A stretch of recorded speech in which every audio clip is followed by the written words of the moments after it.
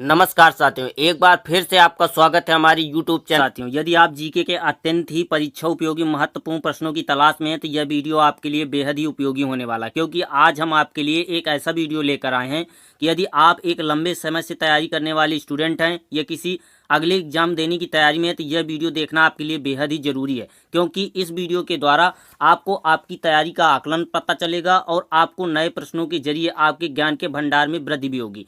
तो दोस्तों, सबसे पहले आप इस वीडियो को लाइक कर दीजिए, यदि पहली बार चैनल पर आए तो चैनल को सब्सक्राइब कर लीजिए और अपने सच्चे दोस्त तक इस वीडियो को जरूर शेयर करिएगा। तो चलिए दोस्तों, जल्दी से हम अपना पहला प्रश्न देख लेते हैं। हमारा पहला प्रश्न है कि भारतीय संविधान के किस भाग में संघ लोक सेवा आयोग से संबंधित प्रावधान सम्मिलित है। जी हाँ दोस्तों, आपको संविधान से रिलेटेड प्रश्न है। आपको यह मालूम होगा कि हर एग्जाम में एक या दो क्वेश्चन संविधान से पूछे जाते हैं। यह प्रश्न हम आपके लिए एसएससी एमटीएस 2012 के क्वेश्चन पेपर से लेकर आए हैं। बताइए कि भारतीय संविधान के किस भाग में संघ लोक सेवा आयोग यानी यूपीएससी से संबंधित प्रावधान शामिल है। जी हाँ दोस्तों, भाग 16।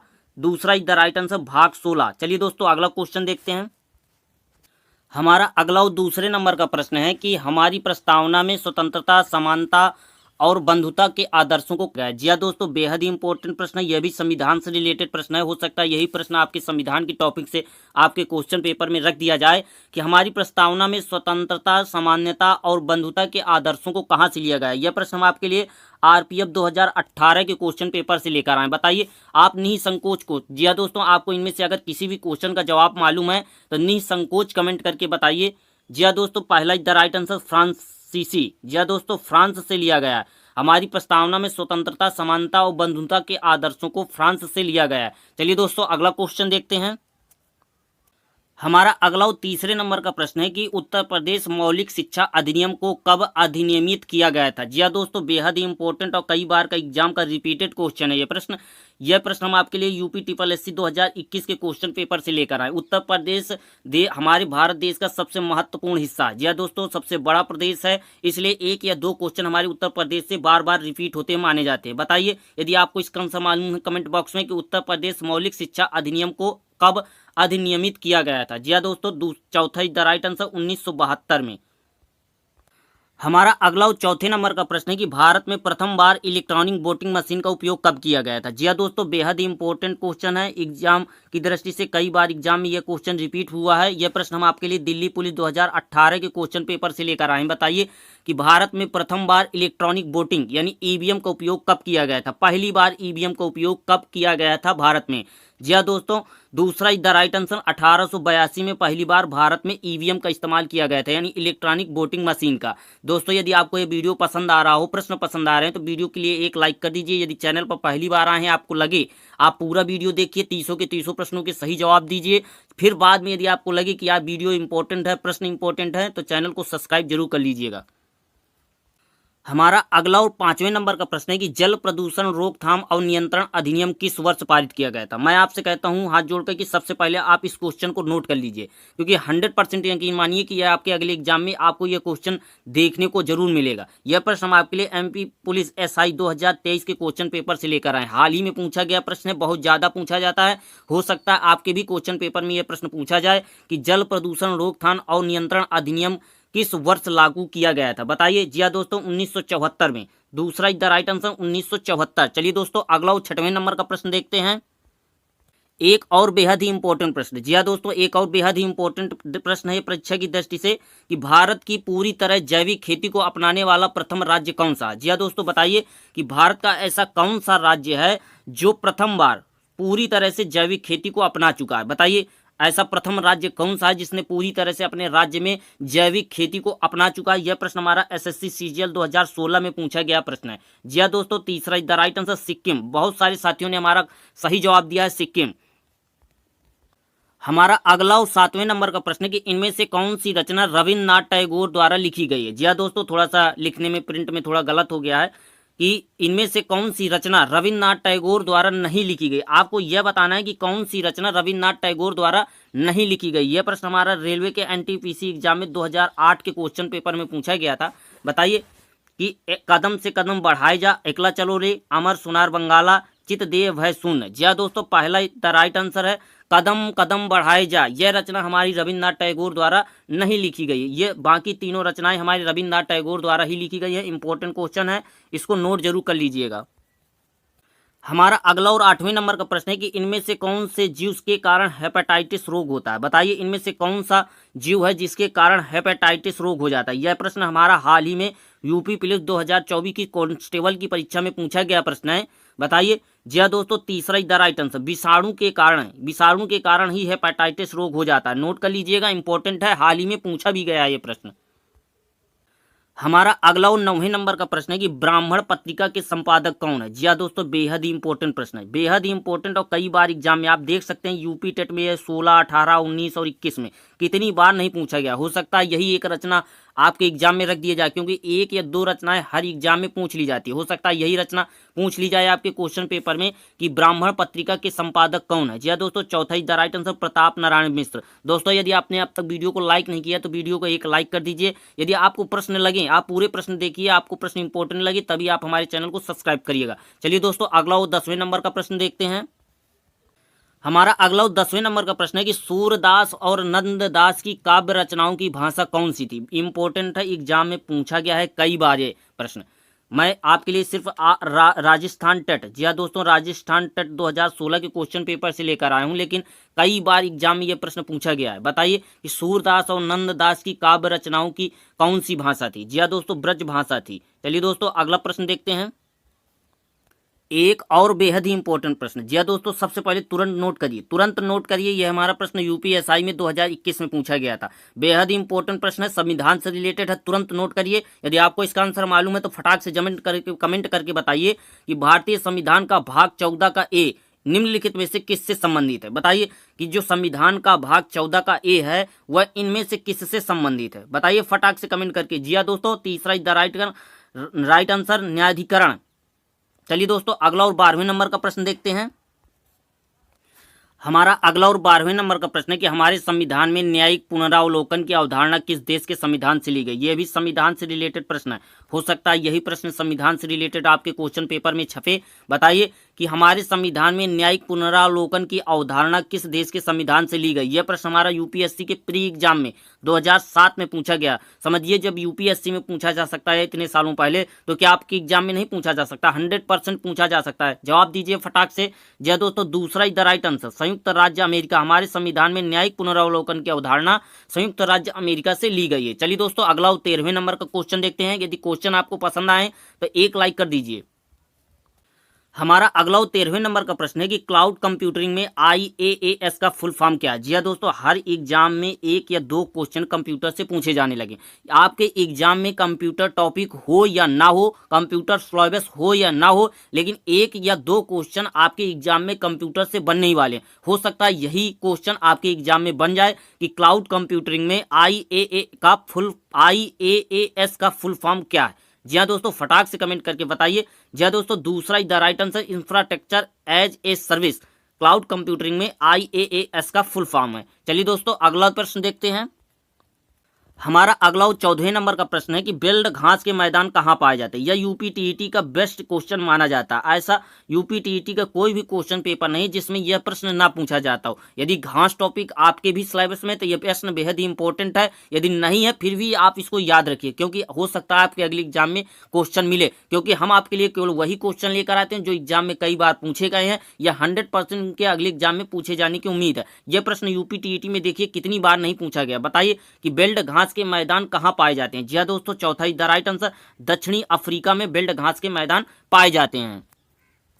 हमारा अगला और 15वें नंबर का प्रश्न है कि कैलाश पर्वत कहाँ स्थित है। जी हाँ दोस्तों, फटाक से कमेंट करके बताइए। सबको जवाब मालूम होगा कि कैलाश पर्वत कहाँ स्थित है। शिव जी का स्थान। जी हाँ दोस्तों, हम सभी जानते हैं कि शिव जी कैलाश पर्वत पर रहते हैं। बताइए कि कैलाश पर्वत कहाँ स्थित है। चीन में। जी हाँ दोस्तों, चीन में पाए जाते हैं। भारत में होना चाहिए था, लेकिन अब क्या कर सकते हैं, चीन में। कैलाश पर्वत कहाँ स्थित है, चीन में स्थित है। हमारा अगला 16वें नंबर का प्रश्न है जो ही बेहद ही इंपॉर्टेंट है। जी हाँ दोस्तों, 16वें नंबर का प्रश्न बेहद ही इंपॉर्टेंट है, नोट करिए। और कई बार एग्जाम में यह प्रश्न रिपीट भी हो चुका है कि केरल राज्य का सबसे बड़ा त्योहार। जी हाँ दोस्तों, सबसे बड़ा त्योहार पूछा गया। बताइए कि इनमें से कौन सा त्योहार केरल राज्य का सबसे बड़ा त्योहार है। जी हाँ दोस्तों, दूसरा is the right answer, Onam. Onam Kerala राज्य का सबसे बड़ा त्योहार है। चलिए दोस्तों, अगला प्रश्न देखते हैं।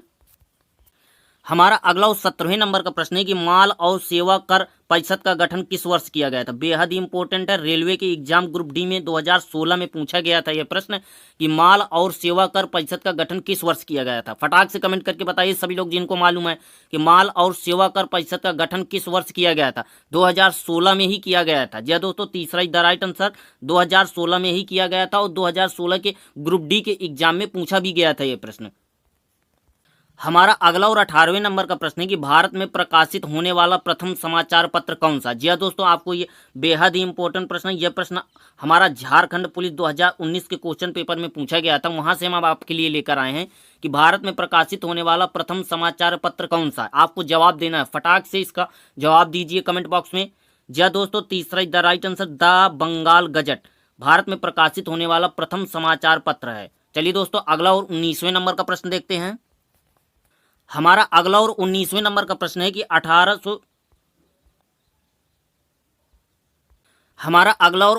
नंबर का प्रश्न है कि 1498 में भारत पहुंचने वाला प्रथम यूरोपीय कौन था।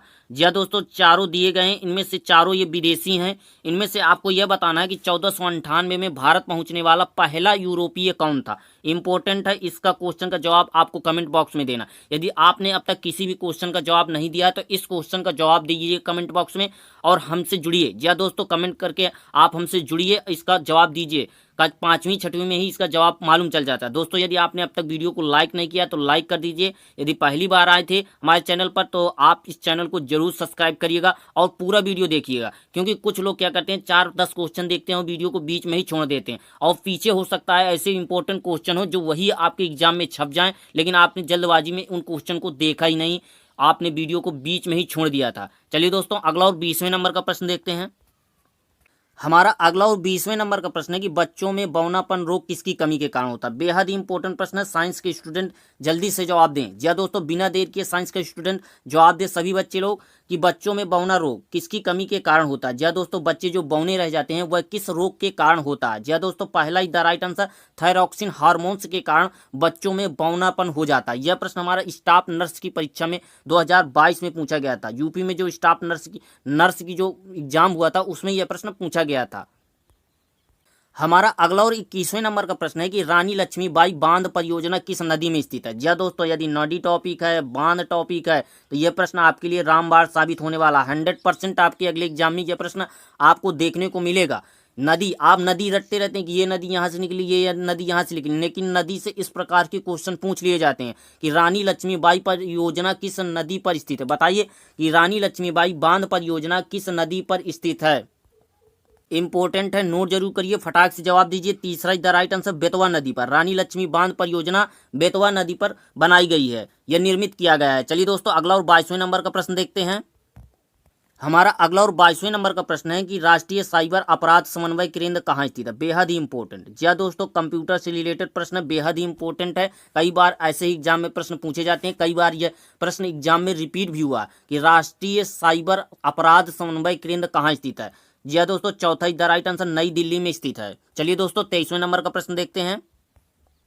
हमारा अगला 23वें नंबर का प्रश्न है कि विश्व जल दिवस कब मनाया जाता है। जी हाँ दोस्तों, बेहद ही इंपॉर्टेंट है। हम आपके लिए जो ये क्वेश्चन लेकर आते हैं इनमें हम सभी टॉपिक्स को ध्यान में रखकर आपके लिए वीडियो बनाते हैं। देखिए हर एग्जाम में 1 या 2 क्वेश्चन दिवस से पूछे जाते हैं, इसलिए देखिए हमने यह प्रश्न आपके लिए दिवस से लेकर आए, क्योंकि यह प्रश्न हाल ही में बहुत ज़्यादा रिपीट हो रहा है। बताइए कि विश्व जल दिवस कब मनाया जाता है। जी हाँ दोस्तों, फटाक से कमेंट करके बताइए। चौथा द राइट आंसर 22 मार्च को विश्व जल दिवस मनाया जाता है। करंट में बहुत ज़्यादा रिपीट हो रहा है, इसलिए इसको छोड़िएगा नहीं, नोट कर लीजिएगा। हमारा अगला 24वें नंबर का प्रश्न है कि 1971 में डिजाइन किए गए ... को आमतौर पर पहला कंप्यूटर वायरस माना जाता है। जी हाँ दोस्तों, यह प्रश्न हमारा यूपीएससी के प्री एग्जाम में 2018 में पूछा गया था। यह प्रश्न कि 1971 में डिजाइन किए गए ... को आमतौर पर पहला कंप्यूटर वायरस माना जाता है। हूबहू जिस तरह क्वेश्चन पेपर में पूछा गया था उसी तरह हमने प्रश्न को रख दिया। यदि आपको इसका आंसर मालूम है तो बिना देर करके कमेंट में बताइए, बिना देर किए, कि 1971 में डिजाइन किए गए ... को आमतौर पर पहला कंप्यूटर वायरस माना जाता है। जी हाँ दोस्तों, तीसरा द राइट आंसर क्रीपर को माना जाता है। नोट जरूर कर लीजिएगा, बेहद ही इंपॉर्टेंट क्वेश्चन था ये। राज्य और आपदा प्रबंधन प्राधिकरण के अध्यक्ष कौन थे? जी हाँ दोस्तों, 25वें नंबर का प्रश्न है कि राज्य आपदा प्रबंधन प्राधिकरण के अध्यक्ष कौन होते हैं। बेहद इंपॉर्टेंट है। जी हाँ दोस्तों, चौथा ही द राइट आंसर, राज्य के मुख्यमंत्री राज्य आपदा प्रबंधन प्राधिकरण के अध्यक्ष होते हैं। हमारा अगला 26वें नंबर का प्रश्न एमपीटीईटी 2022 में पूछा गया प्रश्न है। नोट कर लीजिएगा इस क्वेश्चन को, 90% इसके चांस है आपके अगले एग्जाम में पूछे जाने के। एमपीटीईटी 2022 में रिपीट हुआ क्वेश्चन है यह कि किस जीवाश्म ईंधन को बारिड, जी हाँ दोस्तों, बारिड सनसाइड के रूप में जाना जाता है। बताइए, फटाक से कमेंट करके बताइए बिना देर किए। तीसरा इधर राइट आंसर, कोयले को बारिड सनसाइड के रूप में जाना जाता है। हमारा अगला 27वें नंबर का प्रश्न है जो एसबीआई क्लर्क 2007 की क्वेश्चन पेपर में पूछा गया प्रश्न है कि कौन सा दर्रा सिक्किम को चीन के तिब्बत स्वायत्त क्षेत्र से जोड़ता। बेहद इंपॉर्टेंट क्वेश्चन है। आप सबसे पहले आप मेरी बात मानिए और सबसे पहले इस क्वेश्चन को रफ कॉपी में नोट कर लीजिए, फिर इसके बाद आप इसका जवाब दीजिए, क्योंकि 100% मुझे यकीन है कि आपके अगले एग्जाम में यह प्रश्न पूछा जाएगा। यह प्रश्न हम एसबीआई क्लर्क 2007 के क्वेश्चन पेपर से लेकर आए हैं। बताइए फटाक से, यदि आपको इसका आंसर मालूम है तो यकीन मानिए कि आपकी तैयारी बेहतर है, बेजोड़ तैयारी है आपकी। आपका कोई जीके में जवाब नहीं यदि आपको इसका आंसर मालूम है कि कौन सा दर्रा सिक्किम को चीन के तिब्बत स्वायत्त क्षेत्र से जोड़ता है। जी हाँ दोस्तों, चौथा ही द राइट आंसर, नथुला दर्रा। हमारा अगला और 28वें नंबर का प्रश्न है कि भारत में अंग्रेजी शिक्षा को मैग्ना कार्टा के रूप में किसे जाना जाता है। बेहद इंपॉर्टेंट प्रश्न है। जिन भाई बहनों ने हमारा ये पूरा वीडियो नहीं देखा होगा उनको यह प्रश्न नहीं मिला होगा, इसीलिए हम कहते हैं कि आप पूरा वीडियो देखिए और उनको नोट करिए। भले ही आप 1 घंटा एक्स्ट्रा पढ़ाई करिए, लेकिन यदि आप हमारे वीडियो को देखते हैं तो पूरा देखिए। यदि आपके पास टाइम नहीं है, बहुत जल्दी वाले स्टूडेंट है, तो आप इस वीडियो को देखिए ही नहीं, आप ना देखिए। यदि आप देखते हैं तो आप पूरे 300 के 300 प्रश्न देखिए और 300 के 300 प्रश्नों को समझिए। देखिए, भारत में अंग्रेजी शिक्षा के मैग्ना कार्टा के रूप में किसे जाना जाता है। बेहद इंपॉर्टेंट और रिपीटेड क्वेश्चन है। एस्टेट 2009 में, यानी शिक्षक भर्ती में, यूपी में जो शिक्षक भर्ती हुई थी उसमें पूछा गया प्रश्न है। बताइए, फटाक से कमेंट दीजिए, कमेंट करके इसका जवाब दीजिए। वुड का डिस्पैच, जी हाँ दोस्तों, दूसरा द राइट आंसर, वुड का डिस्पैच। एक और बेहद ही इंपॉर्टेंट प्रश्न, 29वें नंबर का एक और बेहद ही इंपॉर्टेंट प्रश्न है कि भगत सिंह और उनके साथी राजगुरु सुखदेव को किस मामले में गिरफ्तार किया गया था। यदि आपको इसका जवाब मालूम नहीं है तो आपकी जीके की तैयारी बहुत ही कमजोर है। जी हाँ दोस्तों, आपको बहुत ही मेहनत करने की जरूरत है। यदि आपको इसका आंसर मालूम है तो यकीन मानिए कि आपकी जीके का पोर्शन बेहद ही मजबूत होता जा रहा है धीरे धीरे। बताइए कि भगत सिंह और उनके साथी राजगुरु सुखदेव को किस मामले में गिरफ्तार किया गया था। जी हाँ दोस्तों, सेंट्रल असेंबली बम कांड। उन्होंने असेंबली में बम फेंक दिया था, उसी बम के अपराध फेंकने के अपराध में भगत सिंह, राजगुरु और सुखदेव को गिरफ्तार किया गया था। अगला और 30वें नंबर का प्रश्न, जी हाँ दोस्तों, अंतिम प्रश्न है, 30वां प्रश्न है। यदि आपने अब तक वीडियो को लाइक नहीं किया तो लाइक जरूर कर दीजिए। प्रश्न पसंद आए तो वीडियो को जरूर सब्सक्राइब करिए, चैनल को हमारे जरूर सब्सक्राइब करिएगा। किस मुगल शासक ने रजिया कर और तीर्थ यात्रा पर लगने वाले कर को समाप्त किया था। अंतिम प्रश्न है, 30वां प्रश्न है। बताइए फटाक से कमेंट करके कि किस मुगल शासक ने जजिया कर और तीर्थ यात्रा पर लगने वाले कर को समाप्त कर दिया गया था। यह प्रश्न हमारा हाल ही में 1 साल पहले बीपीएससी, जी हाँ दोस्तों, बीपीएससी द्वारा प्राइमरी शिक्षक की भर्ती करवाई गई थी, उसमें यह प्रश्न पूछा गया था कि किस मुगल शासक ने जजिया और तीर्थ यात्रा पर लगने वाले कर को समाप्त कर दिया था। सबको मालूम होगा, चौथा द राइट आंसर, अकबर ने समाप्त कर दिया था। नमस्कार साथियों, आज का हमारा वीडियो यहीं पर समाप्त होता है। यदि वीडियो पसंद आया है तो मेहनत के लिए एक लाइक जरूर करिएगा, चैनल को सब्सक्राइब करिएगा और